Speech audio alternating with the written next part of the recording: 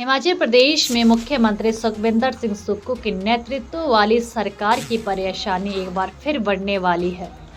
अब हिमाचल प्रदेश शिक्षा कल्याण संघ ने सरकार को बड़े आंदोलन की चेतावनी दे डाली।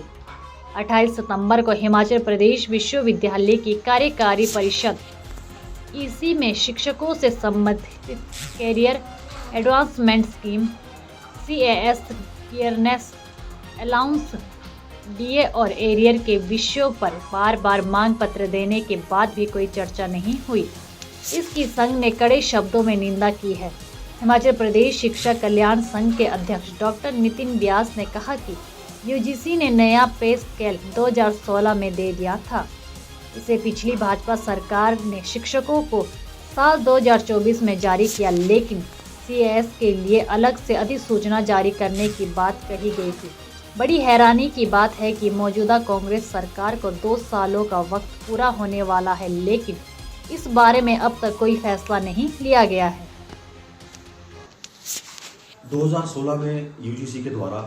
कॉलेज के एवं यूनिवर्सिटीज के प्राध्यापकों के लिए नए स्केल की अधिसूचना जारी की गई थी, जिसको हिमाचल प्रदेश में उस वक्त की तत्कालीन सरकार यानी कि भाजपा सरकार द्वारा 2022 में हिमाचल प्रदेश के अंदर लागू किया गया, जिसमें कॉलेज के एवं विश्वविद्यालय के अनेक प्राध्यापक जो है नए स्केल से लाभान्वित हुए। मगर उसके साथ साथ एक अधिसूचना ये भी जारी की गई कि जो हमारी पदोन्नति है यानी कि जो हमारी करियर एडवांसमेंट स्कीम है, उसके तहत नई अधिसूचना जारी होने तक कोई भी पदोन्नति नहीं होगी। तो लगभग उस अधिसूचना को जारी हुए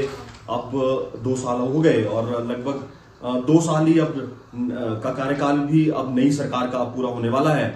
तो इस विषय को लेकर जो हमारा हिमाचल प्रदेश विश्वविद्यालय का जो शिक्षक कल्याण संघ है, वो बार बार सरकार के प्रतिनिधियों से भी बार बार मिलता रहा है। हम अपना मांग पत्र बार बार दे रहे हैं कि जो हमारी करियर एडवांसमेंट स्कीम है, जो हमारा CAS है, उसको तुरंत लागू किया जाए, जिससे हमारे जो विश्वविद्यालय के जो प्राध्यापक हैं, चाहे वो असिस्टेंट प्रोफेसर्स हैं, उन्होंने इनिशियल स्केल से सीनियर स्केल से सिलेक्शन ग्रेड, और जो हमारे असिस्टेंट प्रोफेसर्स हैं उन्होंने एसोसिएट प्रोफेसर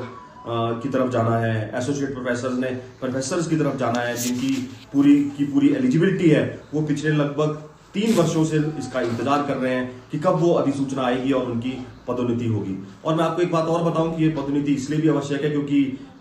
इन पदोन्नतियों पर जो है एक तो हमारा विश्वविद्यालय का जो हमारा NAC का ग्रेड है वो भी डिपेंड करता है। उसके साथ साथ हमारी रिसर्च को लेकर भी इसके बहुत से लाभ जो है हमारे प्रदेश को जो है वो मिल सकते हैं, परंतु अभी तक इसके ऊपर कोई भी अधिसूचना जारी नहीं की गई है। हमें बहुत आशा थी कि अभी जो 28 तारीख को हमारी कार्यकारी परिषद की बैठक हुई 28 सितंबर को, उसमें इसके ऊपर कोई चर्चा होगी और कोई सकारात्मक इसके ऊपर कोई पहल जो है वो की जाएगी। मगर हमें बहुत